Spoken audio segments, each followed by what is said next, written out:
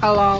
Hello, Jughead. This is Archie. Come over right away. It's a matter of life or death. Oh, relax, Archie. Attention, all true believers. Marvel Comics is on the air. A friend of the unfortunate, enemy of criminals.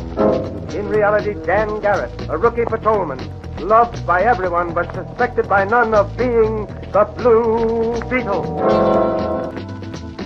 Boys and girls, your attention, please. Presenting a new exciting radio program featuring the thrilling adventures of an amazing and incredible personality. Faster than an airplane, more powerful than a locomotive, impervious to bullets. Up in the sky, look! It's a bird! It's a plane! It's Superman! 10, 9, 8, 7, 6, 5, 4, 3, 2, 1. It's Thursday. That must mean it's time for the Geek Chat. We've got double Daredevil for you today. So stay tuned. Let's roll those credits and get right into this.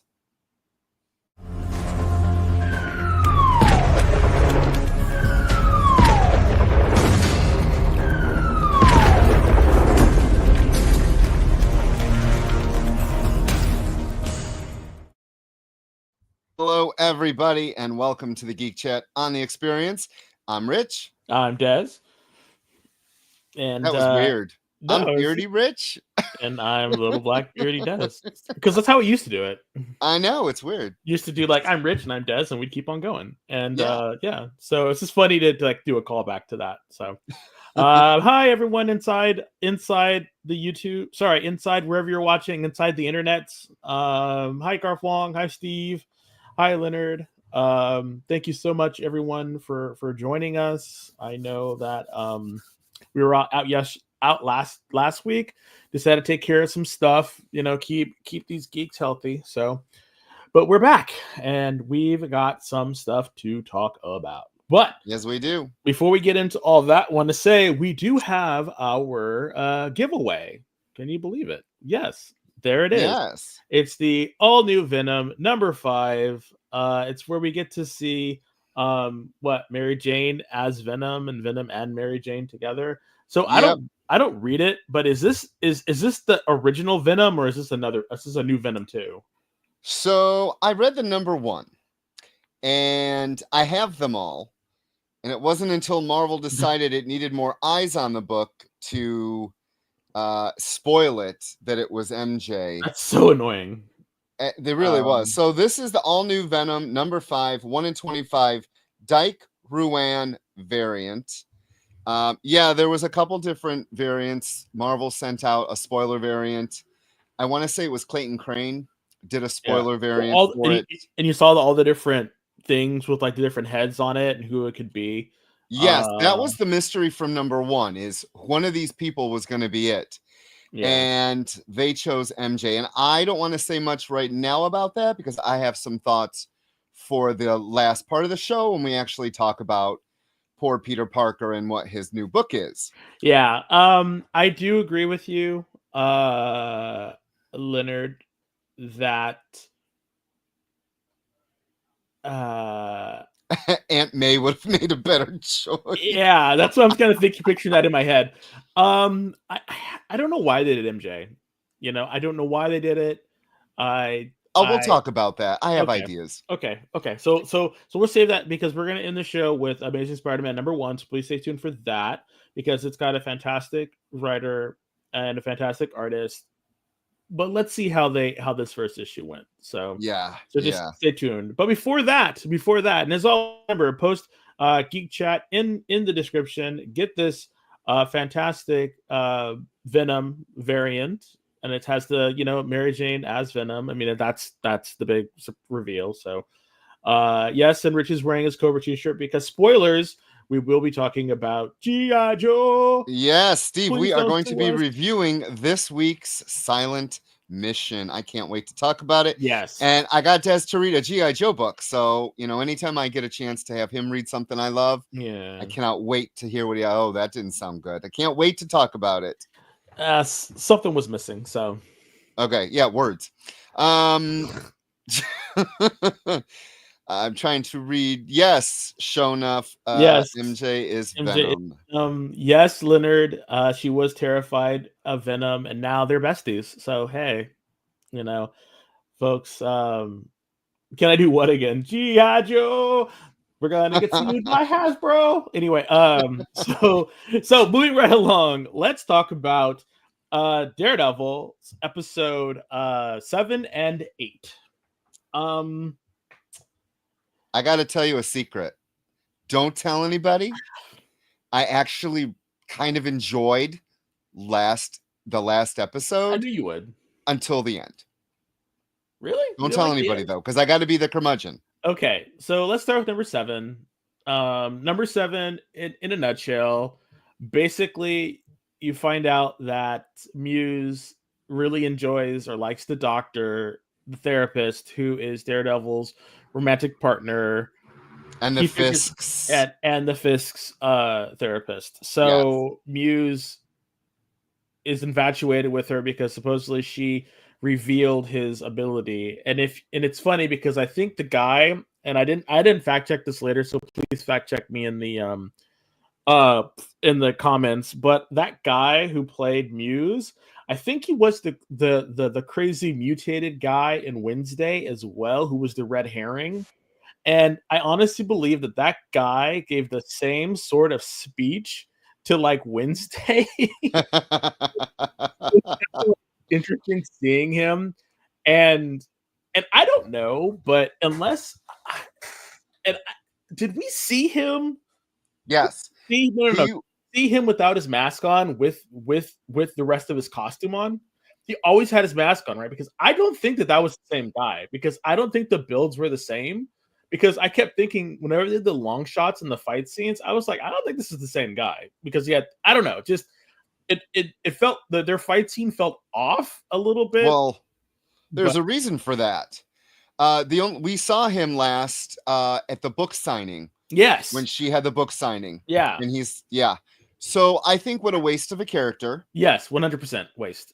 They pulled this out online. People went, like, oh my god, sold a couple Daredevil Muse comics. Yeah, they were big. They're bigging him up, and I'm like, okay, they're hyping him up, and I was like, all right, we're gonna get some more, and then like he's kind of dead, and I'm like, 1.5 episodes. What a waste! Dead. What a waste! And I get it. I seem it just feels like, and I mean, once I finished that episode, I wanted to text you, but I didn't, because I knew you were feeling bad, and I was wanting to text you and be like, wow, they fridged Muse, because it seems like they're fridging all these characters to like push these people into these emotional like depths, or she's like, I killed him. I killed him. And then she killed him. I don't think she was fine with it, because if you go to episode 8, she's just like, I killed him. I had to stop. And I'm him. mad at you, Matt. Yeah, she's moved on to Mad. She's now mad at Matt. So she's goodbye. Sorrow. So she was just like, So again, it brings up this. So again, the whole big thing about this whole show, this whole season is about dualities. How people deal with their dualities, and that would have been great if they gave him any kind of screen time. Well, that's what I mean. Like he had no duality, because he was only that one character, so he was expendable in order to make a point, and I think that's why they didn't do him service. They should have peppered him in like episode 2 or episode 3. We don't need a lot with him, but introduce him, and not just in a random "Hi, I'm a stalker at your book signing" kind of thing. Yeah, give him a little bit more weight, and then or have him be more like, I don't know, again, and then it pushes Fisk's narrative about his people, and the only real good thing about that was the name drop of the black detective who Fisk asked to lie about what happened during the fight. We sold it was funny. Coog got an order, and we're like, we found it and pulled it out, and it was like his first appearance cover. Yeah. And I was like, why? What is this all about? And it was because of that episode. why we sold it. So thank you. But that's awesome. Yeah, we're making money off it. But it's so funny that these characters pop up, and Muse, I feel like they had a great villain, but threw it away for, like you said, just the narrative at this point. Not about furthering any story, just about, okay, here's this villain. It ties into Fisk. The end. Yeah. And that's the thing. It doesn't really even tie into Fisk. Like he was just just his whole thing about the police, his secret police that he's doing. But I don't even know how it didn't even need to be Muse. Like it could have been any one of Daredevil's rogues, really. To be completely honest, because that's exactly what that character served. So for that, I thought I'm like, justice for Muse. So because I think they did him dirty. Hey, Eddie, welcome and in. He didn't really, Kenneth, welcome and in. like he was not really a fighter, so that really wasn't anything. And so the fact that he lasted as long as he did with Daredevil was kind of funny. So 2 episodes. Yeah, no, when they were fighting. Oh, okay, yeah. I thought that was pretty funny, and so I was watching a review of someone, and it just seemed like I think one of the reviewers was talking about like Daredevil was they were fighting back and forth, and Daredevil was trying to like subdue him or do something, and she was just like, nah, bam, bam, bam. She was just like, no, like hot lead, and she was like, I'm done, like, it's over. And I was like, yes, thank you. So, and again, that creates her duality now, and that's gonna be this whole thing about like her and Matt, and she kind of knows she's not stupid. So, what's going on? So for that episode, I was like, okay, we're furthering this narrative, fine. The action was good. I thought the guy playing Muse his acting was really well, but he's played that character before in Wednesday. So I was just like, okay. So we're not going to get into Jason Statham again. Not again. And then we get to the next episode, and that episode we finally get to see why Foggy died. Or was killed.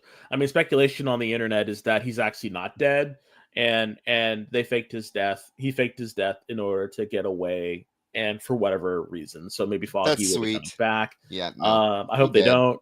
I hope he doesn't come back. I hope he's dead, because if he does come back, it just completely nullifies all of everything that's happened. Yeah, all of Matt's rage, all of that just gets nullified. And I'm like, okay, whatever.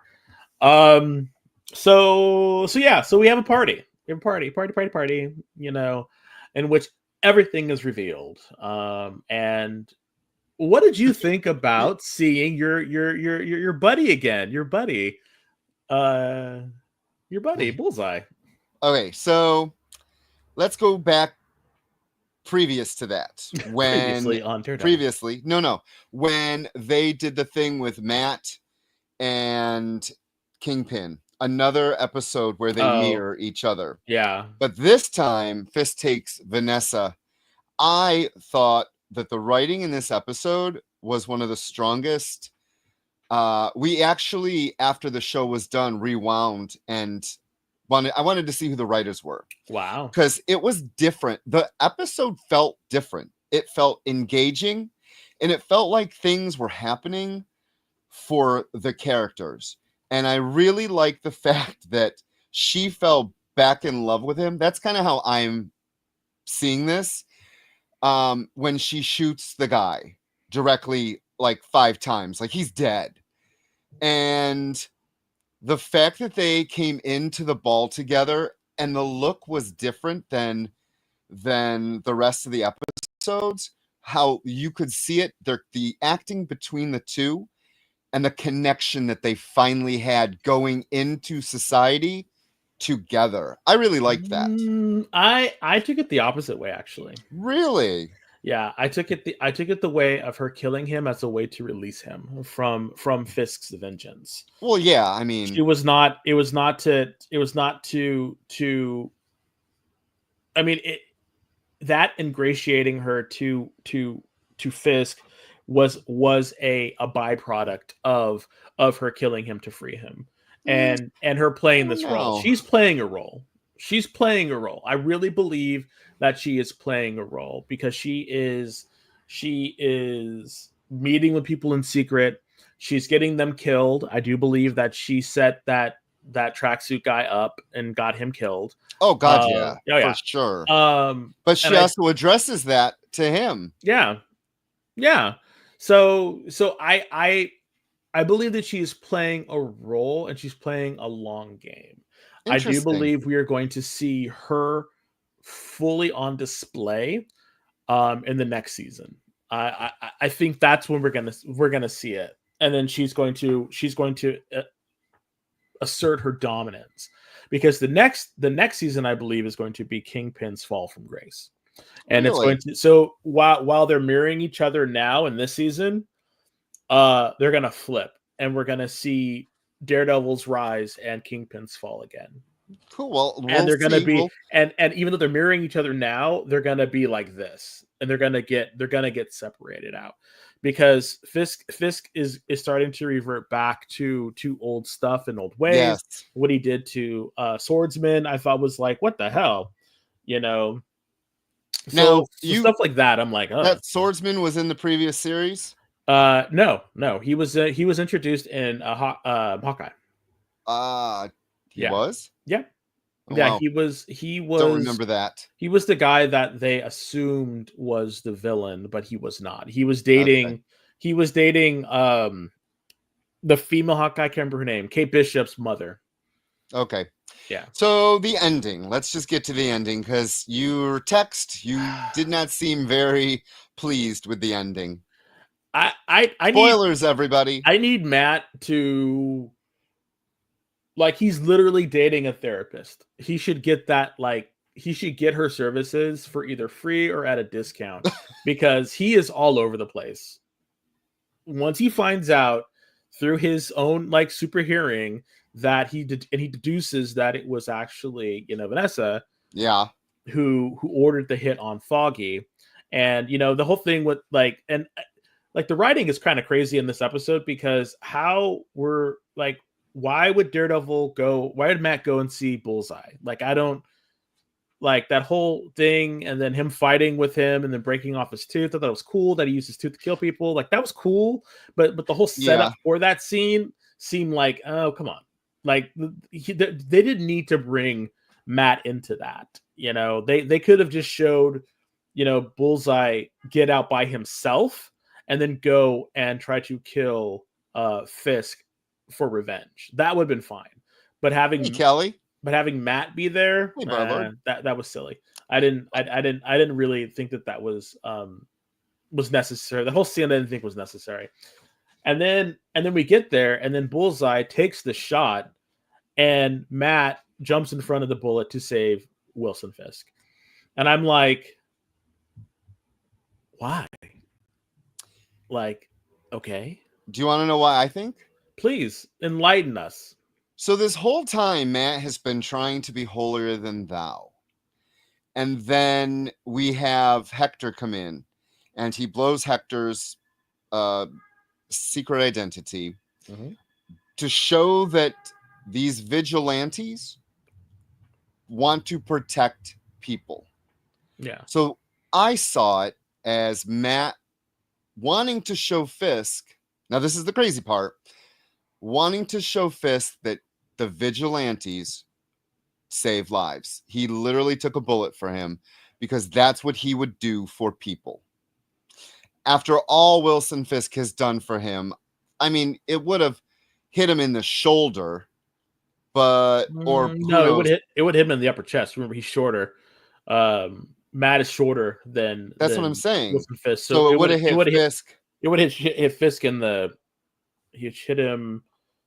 It would have hit him right in the heart. Actually, it would have hit him right here, and then Matt came in and got caught in his shoulder because he was jumping into it. But the point is, he saved him, and I think it's to show him. But unfortunately, you've just put yourself in the way of someone that doesn't give a damn. He's not going to care at the end of the day that he sacrificed him for him. He's not going to care. I don't know. This might be a turning point for Fisk, which leads and he'll to be born downfall. again. No. This will lead to his downfall. because I think he'll have if this is what you're saying and this is the route that they're going, he might have like a crisis of conscience and be like, why would he do this? What's going on? Like how dare he, protect me like that? And then he feels like he owes Daredevil or Matt something, and then it kind of eats at him. So I could see that going and him falling into this weird sort of like craziness of like, why would my enemy do this? That'd be kind of interesting to look at. It makes it very like Shakespearean almost if he's like dealing with this sort of like madness of like why my enemy saved me. But I don't know if that's what he's going to do, or if they're going to try to take it to that kind of a higher level than just being like, wasn't this is just like, what the hell? But I don't know, maybe Vanessa hired Daredevil or Deadpool again, or Deadpool, sorry, hired Bullseye again to kill him. And this was all, this was like not part of the plan, again, maybe she is a Black Widow and she was trying to kill him. Like, I don't know. So I don't know. So Kelly says, yeah, go ahead. Fisk likes to think he's honorable. That's true, because it's part of this illusion that Fisk has built up for himself. Nah, he's a buster. So, but anyway, so let's get to the next one, which is Daredevil, A Cold Day in Hell. So I passed on this originally.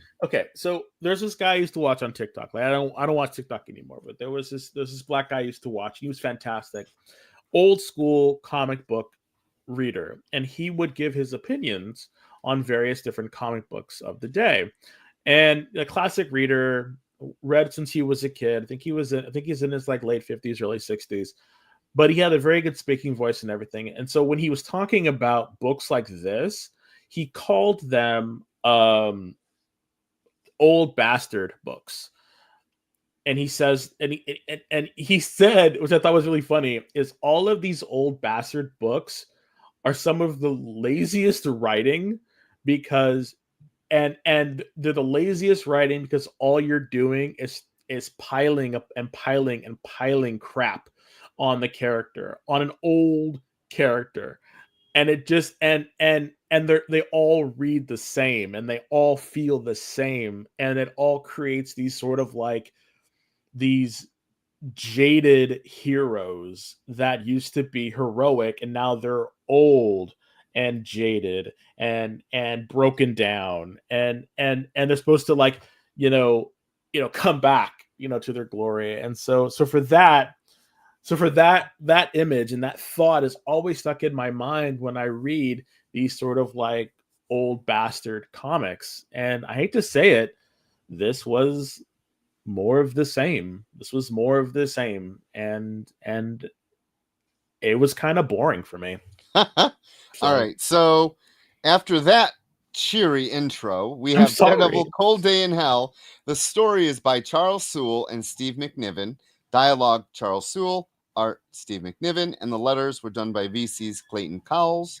That cover is done by Steve McNiven. They went about this book a different way.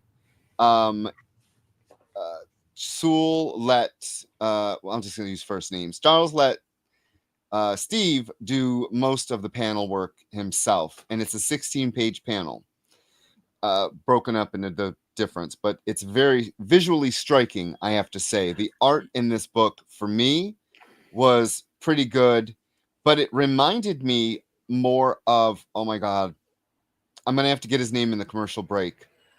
The art in this was not, it reminded me of a different artist. Well, it reminded me of him trying to Dillon. Oh, Steve Dillon. Steve Dillon. Well, a lot of the art in this reminded me of Steve Dillon too. It reminded me of Steve Dillon mixed with Frank Miller.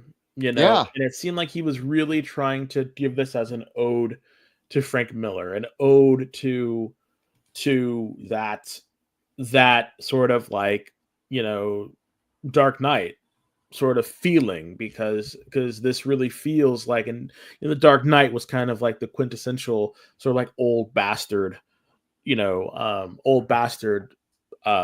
book like that kind of set the genre, if we would, and I think that's what this did. So yeah, the art I thought was great. They all looked, considerably dirty and old, and New York looked like a crap hole, and so like great, fantastic, dystopia, yay. And everything that was happening, there seems to be something going on with Daredevil. There was a big war, and Daredevil lost his senses, and then there was a dirty bomb, and he got his senses back. And either this old man had been working out and keeping up his calisthenics, or him getting his powers back or he's like a mutant now, because here's this man walking around with a cane. Again, he might have just been, always healthy and active and stuff, because they never really alluded to it. He's a senior. Yeah, but because he was like jumping off rooftops and all this other stuff, like he hadn't skipped a beat. So I was like, all right, well, get on there, get on that horse. But yeah, I didn't. What about you? I didn't hate it that much. That's not that. Don't get me wrong. I didn't hate it, but it was just like, oh, and then the scene with Frank at the end, with his arms and legs cut off and him spitting at the guy. I was just like, okay, okay. So we have a limbless, Frank Castle, and I just keep imagining like now they're gonna put Frank Castle in like a motorized wheelchair with like machine guns on it or something. I don't know. I would read that. I don't get it. Like I don't get it. But they sell. People love it. I don't know. But yeah, go. Give me your thoughts on this. I did. The art saved it for me. The art was really, really. I enjoyed the art a lot. It was nice to read a 16-panel full page, because one of the books we're going to be reviewing, there was like an inch around the panels on everything, and it was nice that McNiven filled the panels so there's no white anything. It was a very art forward book, because he got to do it based off what Charles Soule wanted on the page. Yeah, reading the back was really interesting, how the process happened for this book. I really enjoy seeing the process. And that's honestly, to be completely honest, that's how like the original Marvel style was. Because that's how like Stan Lee and them did it, and that's how Frank Miller did it. Like Frank Miller doesn't write out hardly anything anymore. He just, when he was doing his stuff, all he did was he like scripted it out after he had to hear him tell it, he had either Post-its or index cards with like scene ideas, and he would just go from there and then do the whole book, and then he would go back and script it afterwards. So that's how his stuff was. So I'm thinking maybe they were really trying to emulate, or bring in that sort of like Frank Miller stuff with it. So yeah, I do want to say, Barlord, yeah, this book it was way better than a lot of Marvel books, but I believe that's because of the artist. Like, yeah, Steve McNiven is one of their best artists, and a lot of books now get what would have been in the 90s considered a fill-in artist, and that's no shade. It's just how I'm seeing it after all these years of reading comic books. We know that they don't make that much money. All the if you're a big name artist, you usually go to Image or fill in the blank and you get your money. And unfortunately, they said this book's been in for like the last however long years it's been in them trying to do it. But like Charles wrote a book and Steve drew a book and wrote a book. So this has been a long time coming. He's been doing stuff with Mark Millar as well. Yeah. So, the Nemesis stuff. And yeah, sure enough, they did do Frank dirty. They did do him dirty. And like tattooed. They tattooed a skull on his chest, and he's like, "Oh, I don't think that's tattoo. I think that was scarred. I think that's scarification. I think they actually did. Let me look. Yeah, just again, yeah. You know what's funny is I didn't even process that he had no arms or legs. Really? You didn't see that? Because the panel goes out and the arm is there. I didn't notice the wires. My eyes filled in arms and legs. Yeah, his arms and legs are gone underneath the knees and the elbows, and I was just like, well, there you go. All right, we gotta do a break. Yes, and when we come back, we're gonna talk about G.I. Joe. So stay tuned. Bye. Sure, comic books are beautiful, but underneath, there's something more authentic and exciting. The original art. See the pencils, the lines, the shading, as if you were there in the studio watching the artist work. Getting a peek at comics' backstage is easy with the original art experience. All right, Friday night, guys. Thank you for being here. To be doing anything, the fact that you're here means the world to me. Nick's pieces are always value priced with your budget in mind, for the beginning collector to the veteran. And this is gorgeous. You got Aquaman and Mira. Join the original art experience with Nick and our friendly crew of regulars, even if it's just to enjoy the art. Fridays at 7. It's all part of the experience. According to a statistic that I just made up, people spend 4 hours a day changing the television channel. People who watch The Experience don't do that. Save yourself a ton of time by tuning into The Experience and enjoying our new original programming 7 days a week. And then tell your friends. Think about the money they could save on batteries in the remote alone just by tuning into The Experience. Find out more by scanning the QR code below.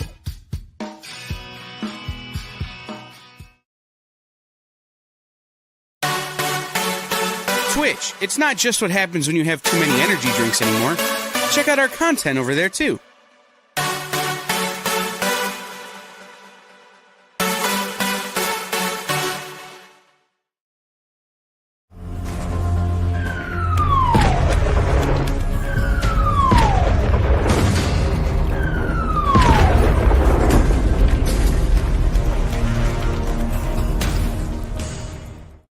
Hey everyone, welcome back to the Geek Chat on the Experience. I'm Beardy Rich. Little Black Beauty Dez. And, Little Black Beauty.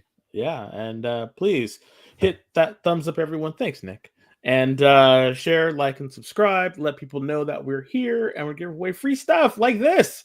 This all new Venom number 5, the debut of Mary Jane in her all black and gold or yellow Venom suit. So yeah, so definitely put hashtag Geek Chat in the comments section, and hopefully we can give this to you, because if we don't, it goes to Rich, and we can't let Rich have stuff. So why? Because you have too much stuff already. I've seen your storage lockers, so no, too much. I'm getting ready to drop some stuff off to Coog, when I see you. So right. when we go see Thunderbolts, let me know. Oh yes, did anyone get tickets for Thunderbolts? I'm going to we're gonna go see it, and we're gonna have a review about that. So we won't be here. I think it's May 1st. We won't be here for that because we'll be gone seeing that. But on our next episode, we're going to let you all know what we thought about it. That way you can see it. So yeah, I'm actually looking forward to it. I like those characters. I really hope that Marvel tones back the comedy a little bit. Like I'm all for comedic moments in order to break the tension, but please don't play it all for laughs. Especially when you have the Void literally shadow poofing people. So shadow poofing. I mean, what else is he doing? He's literally poof, poof, and I'm like, oh, okay. So anyway. So this is now Hobra. Is that what this is? Hobra? Hobra. So okay. Next up. Okay, so they're doing the silent mission, which they did back in the day. There's one every week. Next week is Spirit, I believe. This one is Jinx. It is written, co-writer, artist is Danny. Dan Waters was the co-writer. Brad Simpson did the coloring. And there was a bunch of covers. So yeah, this was this week's offering. You're a little shaky on that. I didn't read last week's. I just forgot. So yeah. And what do you think? This was okay. It's a very, I hate to say this, it's a very generic story. Could be any person put in that. You could have had, you love Quick Kick. Could have been Quick Kick going through the motions. I don't see anything here that was Jinx specific. Nothing that cried. What would So have been? I think they used Jinx better in the miniseries that is I'm blanking on. Barlord it was one of their earlier ones. Barlord says, I'd almost rather I hate a book than say meh to it. You know what? That's true though, because at least if you don't like it or you dislike it, you're having like a real emotion. Like meh is just like I thought so. Okay, we'll break it down. I thought the art was really good. There's 3 colors here: black, blue, red. That's it. Oh, and white. Black, blue. So there's 4 colors. Red, white, and blue? it's told by a countdown. Like a countdown is on every page. Oh my God, I can't believe it. It was pretty to look at, but very generic. I really hope the Spirit one is a little bit more focused. Like you really could put anyone in this book and it would have been anybody. It's not exactly. I think you hit the nail on the head. It's not like if you're gonna showcase Jinx or any of these people, you need to like make it specific to them. I think so I agree. Like that's why when they did the Quick Kick, one, I want him to see him flying around kicking the crap out of everyone left and right. He better not use his hands for anything.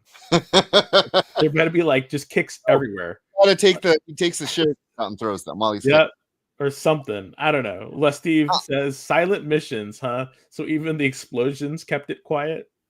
Yeah, there was no boom. Oh my God. Now, was there a boom? I have to look. I have to look. Was Dupe in it? No, there was no boom. There was nothing. No Dupe? No Dupe either? Nope, nothing. Oh. So I was really excited to have you read this, and I'm really sorry. After I read it today, I was like, oh, that's disappointing. Like, I mean, it's all right. I that's the thing what you got to do. Like, and that's what I like about this show mostly. Just do a little tangent. That's what I like about this show is we spend time on books that we both like and some books that we don't know if we're going to like or not. And then we just take chances. And I think if you have the disposable income and you're able to do that, definitely do that. Take chances on books. Can I share my opinion on these guys? Do you mind? As a unofficial beardy, but I have a beard, so you have a beard. You are a beardy. You are producer Kyle Beardy. Caught up on all of the Silent Missions one, and I think that by the end of this, we're going to say it has diminished the greatness of the original. G.I. Joe 29. Reading this, I would have to agree with you. Yeah, wow. That was a special moment that only could happen in that moment. And now we've tried to recreate it, and we've done a terrible job of it. And G.I. Joe fans forever are going to be a little bit upset about this. Wow. Yeah. There you go. I mean, sometimes you can't go back to the well. And I think that's once you once you get that sip, that's enough to quench it. And you just got to let it go. You just got to leave it alone. So that's sad. That's sad. Yep. Okay. Now let's talk about a book. What book? How about Absolute Green Lantern? Yeah, go ahead. I'll save it until you give the pitch, because this was interesting for me. Okay, Absolute Green Lantern, DC's All In, episode 1. Yes, they call it episode. The Black Hand. Al Ewing, the writer, and he's been writing the hell out of the Ultimates, which I've been enjoying over at Marvel for a while. Janoy Lindsay. He did the art, the coloring, and that cover that you see. And Lucas Gattoni did the lettering. A whole bunch of variant covers. I got the main one because I had read this preview about a month ago, and I was just not all in on all of the variant covers. So, real quick, sure enough, yes, they're still doing the G.I. Joe Transformers crossover series. It's a separate universe than the Real American Hero version of G.I. Joe. So the Real American Hero takes place from the Marvel line. They I guess they didn't lose it. I guess they did lose it. And Image picked up that license, and they brought in Larry Hama and a couple other people to continue on that story.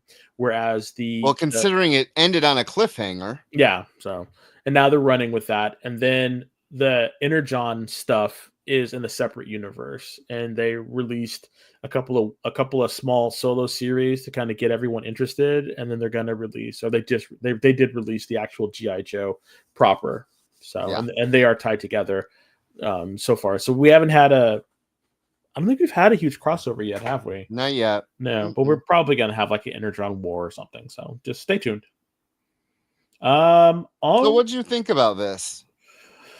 So I read it last week, and then, I skimmed it last week, and I was like, huh, but I didn't really like get what was going on until I sat down and actually reread it and actually like paid attention. And I was very surprised at what they did to Hal Jordan. Hal Jordan is not Green Lantern in this universe. He is the Black Hand, which is, if you know, Black Hand was I guess he is I'm trying to do the best words. He's like on life is what he is. And his hand, his left hand, is now been tainted with this darkness. And what I really enjoyed about it is they played it through, and you think that Hal Jordan has the ring on his hand, and you never get to see his hand until at the end, and you realize that he actually is not really a villain so much as a tormented soul who has been cursed with this black hand. And Eben Sur looks like a cross between Martian Manhunter, and he has 4 arms. So and something happened, and this giant lantern landed, and supposedly there's no core, there's no anything else. It's just Eben Sur was the Green Lantern, and something happened to him, and he passed his power on to the woman on the cover, who, if I'm not mistaken, is John Stewart's. No, it's Joe. Joe. So in the regular DC universe, he was they introduced her maybe like 5-6 years ago. But John Stewart is in it too, and we haven't seen what happened to him. He was introduced as a friend. They were all 3 friends. This dome thing kind of happened. Eben Sur came in, and then we pick up with Hal Jordan, who is stumbling around crazy, trying not to show his hand, and then he kind of loses it when he gets shot and kills everyone. Easy Reader. Far Sector. Far Sector.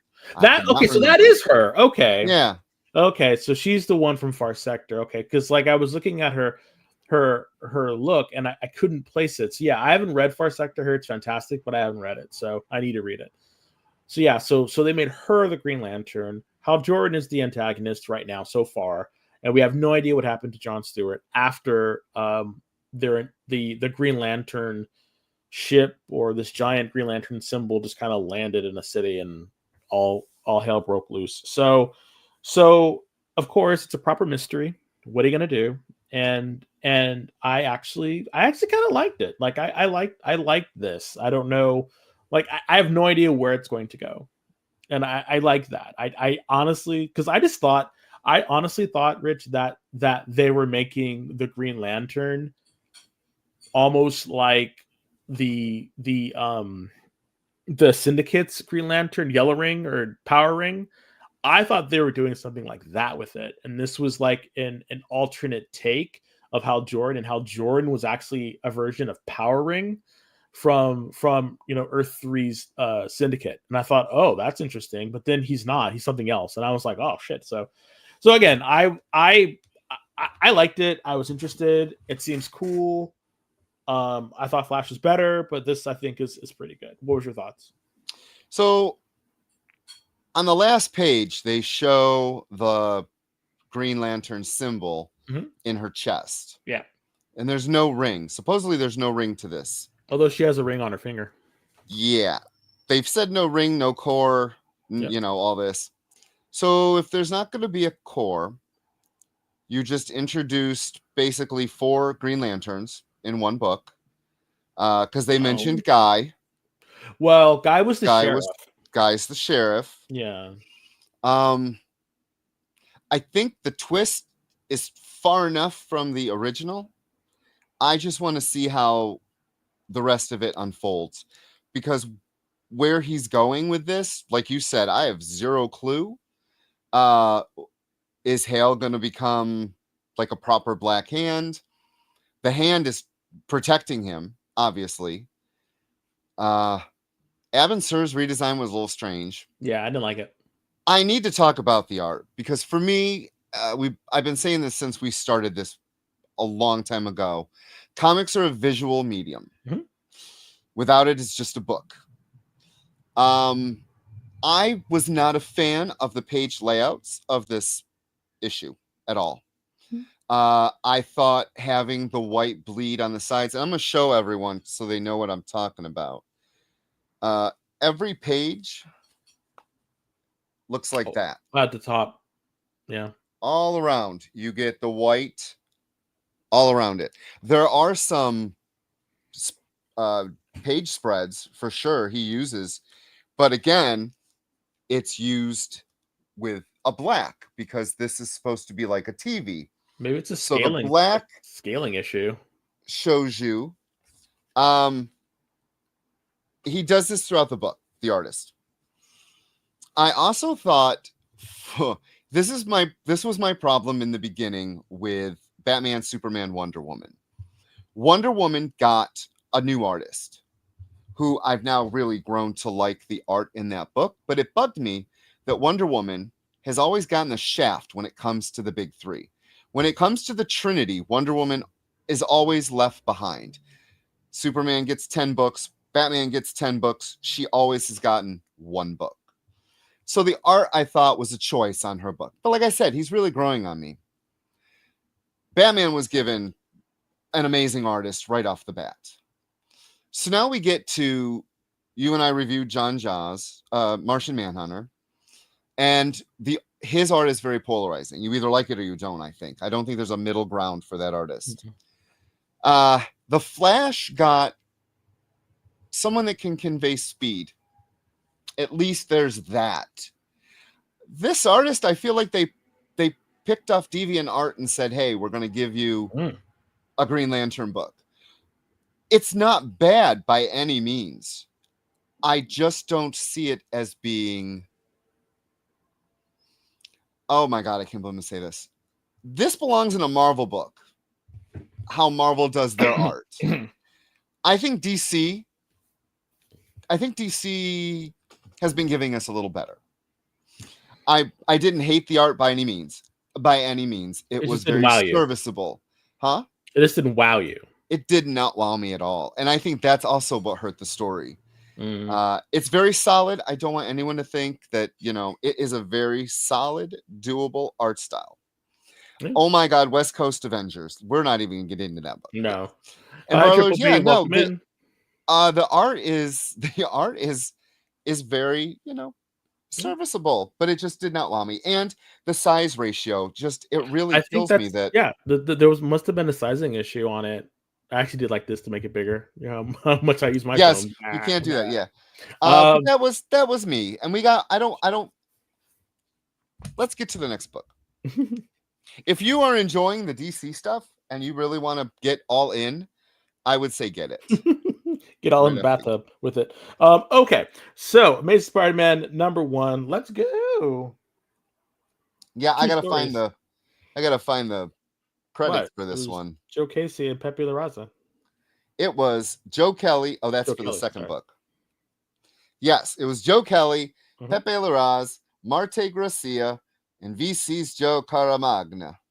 And that cover was done by Pepe Larraz and Marte Gracia. Second story, Joe Kelly, John Romita Jr., Scott Hanna, Marcio Menez, and VC's Joe Caramagna. I'm glad he's getting the work. Yes. I'll let you start. I think that the reason why MJ became Venom is because not only does Tom Brevoort and Nick Lowe really not want Spider-Man and MJ to be around each other again, but it was also to piss off the fans. I just think that they have a little fun in the editorial pissing off fans. So now I'm making editorial decisions off of spite. That's hilarious. I mean, I'm not surprised. Don't get me wrong. They probably you should are. hear what Tom Brevoort's been saying a lot of mad stuff about the X-Men books. And he's yes. So this Spider-Man, while I love the writer and artist, felt like I was reading any other number one from the last decade. There was nothing special, nothing amazing, nothing spectacular, nothing, all the other adjectives. I did not care for this book. The only thing I really liked was the art. And once again, I mean, how many more times are we going to get Norman Osborn trying to show that he's good? Stop. I like the Hobgoblin. Stop. Oh, yeah, we're getting the Hobgoblin because we didn't just get that another 5 years ago. I like the Hobgoblin. I liked the Rhino. I always liked the Rhino. Oh my God, yes. Feed Paul to Carnage. Sounds good. They're all drug addicts now, supposedly. Yes, Bar-Lord. Editorial is getting in the way of a lot of books at Marvel. That is just my personal opinion. No. Okay. I think that's always been the case. We got 3 minutes. Go for it. It started with Joe Quesada. Yep. And One More Day, when they figured that people could not relate to a married Spider-Man anymore, which I thought was BS. And so there's been this campaign since then to completely disregard. Sorry, Kyle. God, we should be longer. Because I think we should be. We should be having a long conversation about this. So maybe we'll talk about it more on our next episode to really kind of delve into it, because the whole conversation of MJ and Peter not being together, I think, has just been a catalyst for a lot of crappy takes on Spider-Man. And I think that it has played its course long enough. And, I know that supposedly Gwen Stacy is coming back and that was his first true love and all this other stuff. And they're going to try to do something with that, like that hasn't been done before either. It's just I don't know. I read this book, and even though I love Pepe Larraza, I thought that Spider-Man looked way too young. It may, I don't know. He really tried to make this very jovial in how they portrayed Peter Parker, to make him young, to make him, it's almost like they de-aged him a little bit. And keeping him the schlub. I've never personally liked that about Spider-Man. And the whole thing about him trying to get a job for me was very unrealistic, because Tony Stark, Reed Richards, all these people who you're smart. You have Parker Industries, you have all these different things, and yet you're still this schlub. And it just there's more to Spider-Man than what the editorial's giving us, and I don't like that. I don't like that. And it seems like out of all the characters in Marvel's roster, he's the one that has been stunted the most. Even Kitty Pryde grew up. Come on. So for me, when I read these number ones, I try to see, what are they going to do new? What's going to happen? Will I stick with it? Of course. I'm a lifelong Spider-Man fan. He was my first and will always be my favorite character. I've always loved Peter Parker. I've always loved Spider-Man. I've always loved what he stood for and what he does. But there has to be some evolution. And I was wrong when Dan Slott, did the Superior Spider-Man and all this other stuff, and they showed us what part of Peter Parker could really be about. And I thought that was a fantastic point in which to really let Peter Parker grow. but they can't. For whatever reason, they just, editorial, Marvel, whoever, will not let that happen. And we keep getting this recycled schleb Peter all the time. I can't win. I can't do this. I can't. Come on. See a therapist and let's get over it. Come on. So, and you're all about therapy today. And that's the problem. Like, that's the fundamental problem with Spider-Man for me. And I really hope in my heart of hearts that they give him a break and they let him, shine. So I want to get to the comments real quick. Go ahead. Yeah. Barlord, Ultimate killing amazing in sales. Yes. So since DC broke the whole thing, sales really aren't known anymore. But I can tell you from a retailer's point of view, when they need to put out multiple second, third printings of a number one because the demand is there. Now, you never really know if the demand is there or if Marvel's just putting them out to make numbers. But the point is, I think, yes, Ultimate has been outselling. It's funny that, who said this? Eddie would like Felicia and Peter. It's funny because over in the Ultimate, their version of Black Cat is kind of involved with the Sun. So they even know that Felicia and a Parker should get together. We haven't had that actual storyline in quite some time, have we? Yep. Barlord, if this is twice a month, oh my God, I think it is, because we just ordered the number 2 last Sunday before the number 1 had come out. We needed to order the number 2. And I told Coog after reading this number 1, I'm only going to give this series 6 issues. Yeah, always. I'm only going to give it the first arc, and if you do not interest me, I will drop it. Okay, yep, same.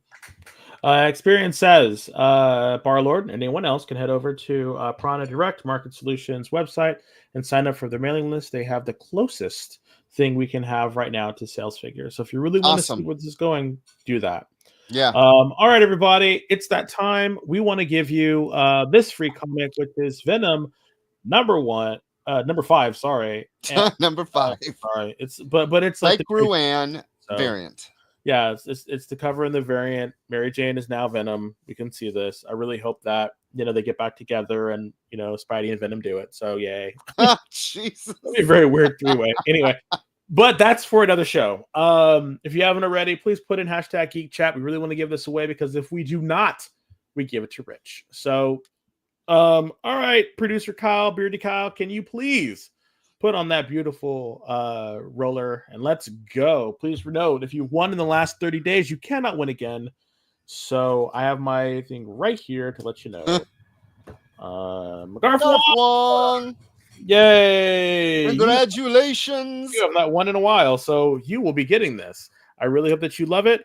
Kyle's going to put into the chat what you need to fill out. Please fill that out within the next 72 hours. That way I can send you this fantastic variant cover. We're running a little bit late. We want to make sure Kyle has a chance to go to the bathroom. So I'm going to say good night, everybody. Thank you for joining us. See you next week. All righty. Have a great week, everybody. Bye.